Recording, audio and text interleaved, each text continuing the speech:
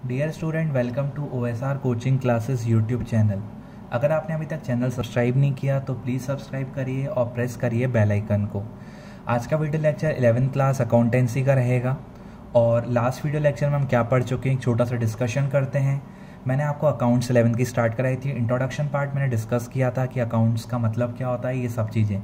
फिर मैंने स्टार्ट कराया था basic accounting terms. Accounting terms हम डिस्कस कर रहे थे और आज के वीडियो लेक्चर में भी हम अकाउंटिंग टर्म्स को ही डिस्कस करेंगे।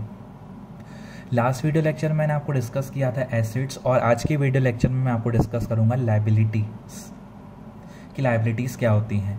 ठीक है, स्टार्ट करते हैं, ध्यान से देखिएगा। और एसेट्स और लायबिलिटी दोनों ही बहुत वेरी इंपॉर्टेंट चीज़ें हैं, दोनों ही इंपॉर्टेंट चीज़ें हैं। दोनों को इसीलिए मैंने अलग अलग लेक्चर के थ्रू कवर किया, क्योंकि दोनों चीज़ें आपको हमेशा कॉमर्स स्ट्रीम में हमेशा काम आएंगी। तो प्लीज़ ध्यान से देखिएगा। स्टार्ट करते हैं। अकाउंटेंसी का डिस्कशन चल रहा है।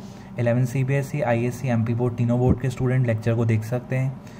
बेसिक अकाउंटिंग टर्म में आज की हमारी टर्म है लायबिलिटीज़। लायबिलिटीज़ मतलब रिस्पॉन्सिबिलिटी ऑफ पेमेंट।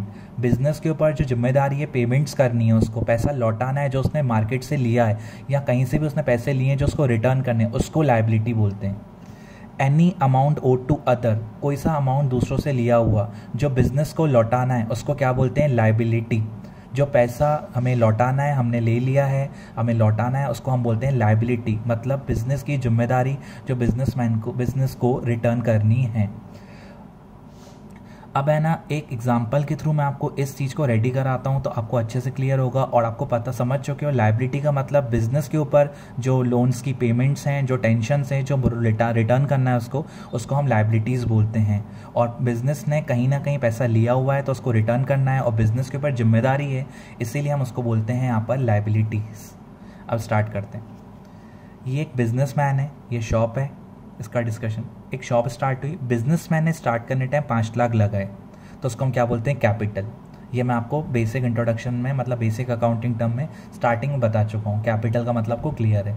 अब है ना, ध्यान से एक बात सुनिएगा। बिजनेसमैन और बिजनेस बोथ आर सेपरेट, मतलब बिजनेसमैन अलग है और बिजनेस अलग है। आप कंबाइन करके नहीं चलोगे। बिजनेसमैन अलग माना जाता है और बिजनेस दोनों सेपरेट अलग अलग अपने में रहते हैं। ठीक है।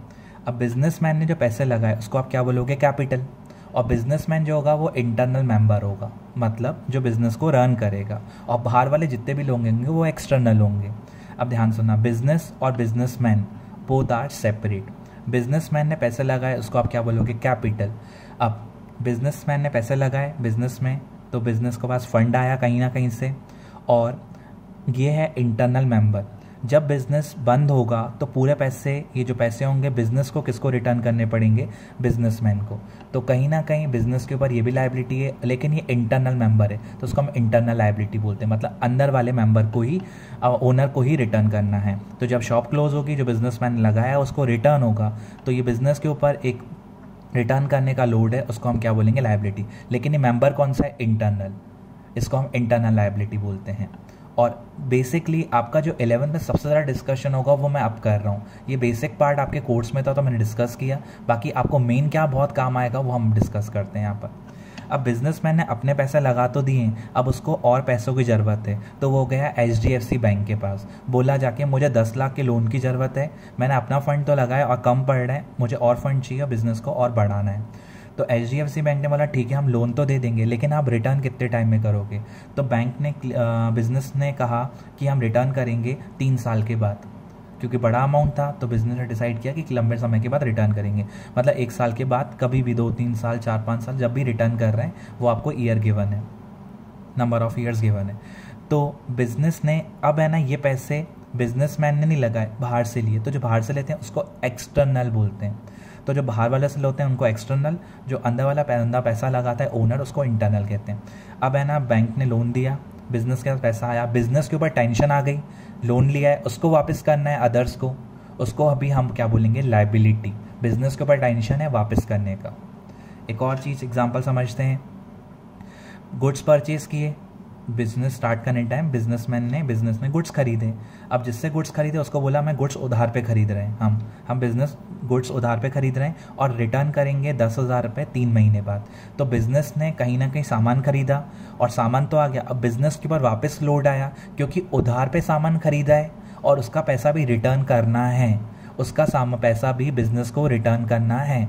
तो बिजनेस के ऊपर कहीं ना कहीं ये भी लोड है, तो इसको भी आप क्या बोलोगे, लायबिलिटी। मतलब किसी का भी पैसा रिटर्न करना हो जो बिजनेस के ऊपर लोड हो, उसको आप बोलोगे लायबिलिटी।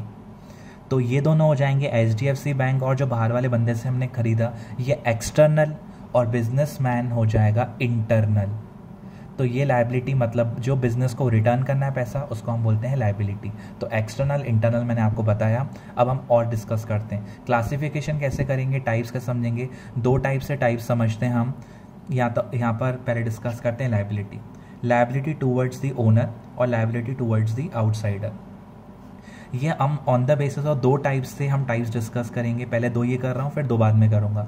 ये किस बेसिस के हिसाब से, लायबिलिटी टूवर्ड्स द ओनर, ठीक है, और लायबिलिटी टूवर्ड्स द आउटसाइडर, ये इस बेसिस के हिसाब से डिस्कस कर रहा हूँ। अब जो बिजनेसमैन ने पैसे लगाए, वो जब बिजनेस बंद होगा तो पैसे बिजनेसमैन को रिटर्न होंगे, तो ये हम बोलेंगे लायबिलिटी टूवर्ड्स द ओनर। ये इंटरनल लायबिलिटी, मतलब जो ओनर ने लगाया।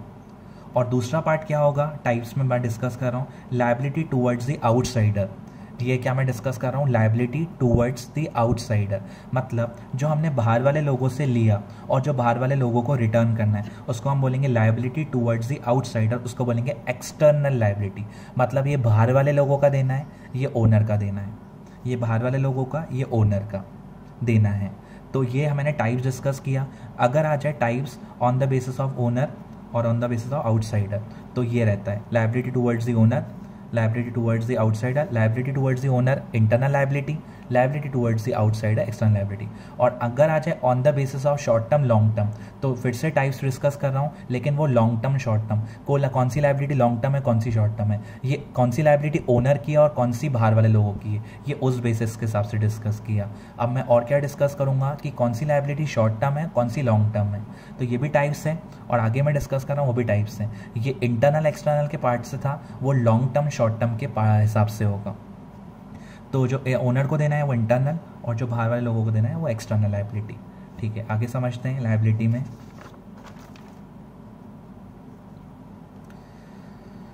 Types of liability, current liability, non current liability.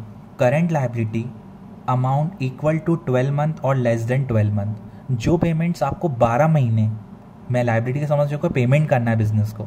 अब जो पेमेंट बिजनेस को एक साल के अंदर अंदर करना है, एक साल या एक साल के अंदर अंदर, उसको हम बोलते हैं करंट लायबिलिटी। जो पेमेंट एक साल या एक साल के अंदर अंदर करना है, उसको क्या बोलते हैं, करंट लायबिलिटी।